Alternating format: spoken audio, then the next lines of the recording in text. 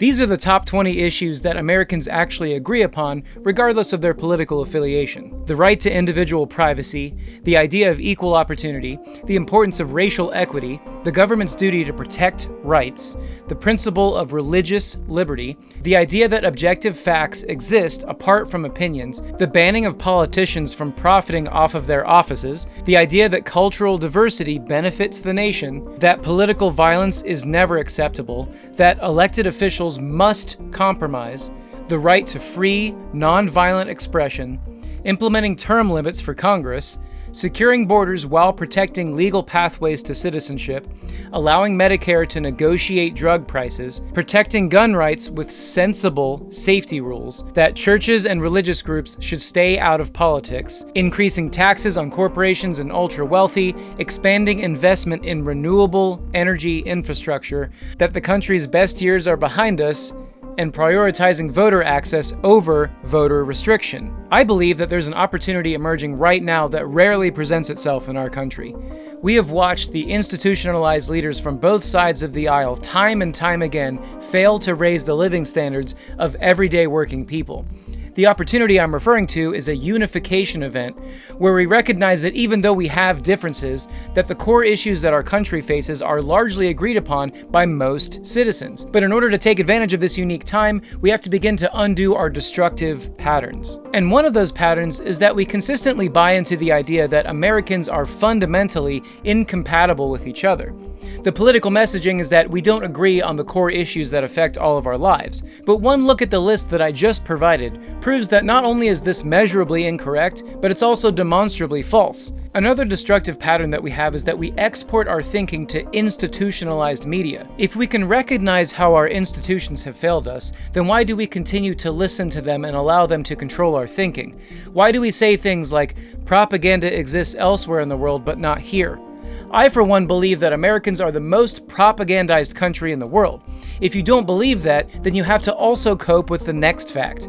And that's that the United States features the largest election spending and campaign donations of all nations in the world. This affects all of us, not just the opposite party. And this is only the spending that you're allowed to see, because at least as of now, there's a law that forces donors to reveal their contributions.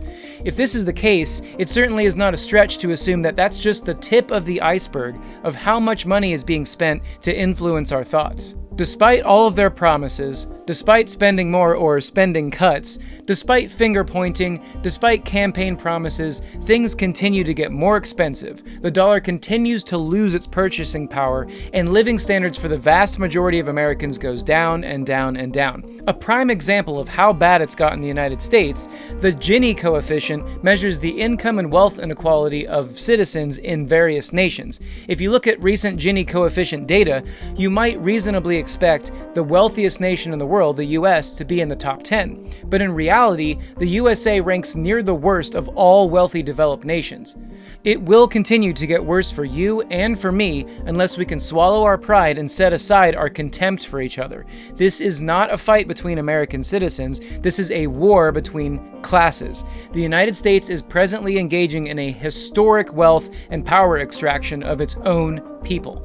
If we can recognize the incredible amount of unifying issues that face the vast majority of Americans, and if we can set aside our differences, which again are tiny compared to the clear and present economic and ideological danger that we're in, we can instead refocus our efforts towards things that we all know will create a better outcome and better futures for us and our children. With that said, the billionaire power structure has a lot going for it. They hold the financial cards and therefore the puppet strings of our policymakers. But we, the people, have something that they could never have despite their mind control campaigns. We have each other. We have strength in numbers. We have critical mass. And if we can stop to recognize that what really matters are things that we all actually agree upon, then whatever small cultural differences we have, we can set them aside to address the real threat. You have to understand that you have been pitted against your family and your neighbors on purpose. If you endlessly argue with them over small cultural differences, then you can never constructively work toward institutional solutions.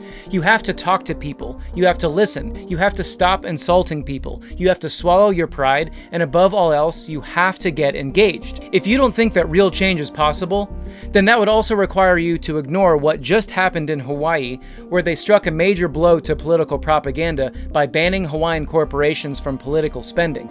Both California and Montana and other states are working towards similar measures. The fight is only just beginning. If that list I shared earlier is truly where Americans are at, then your job is not to change someone's political affiliation or even their political leanings.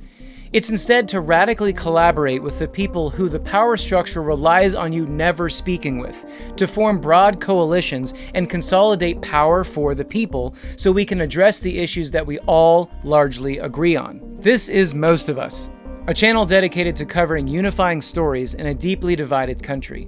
Our intention here is to provide factual alternatives to the false narratives that divide and disempower U.S. citizens, and instead reorient our energy toward effecting real change in what is shaping up to be a battle for better futures. If this seems like something that you can get behind, please follow us or subscribe for more.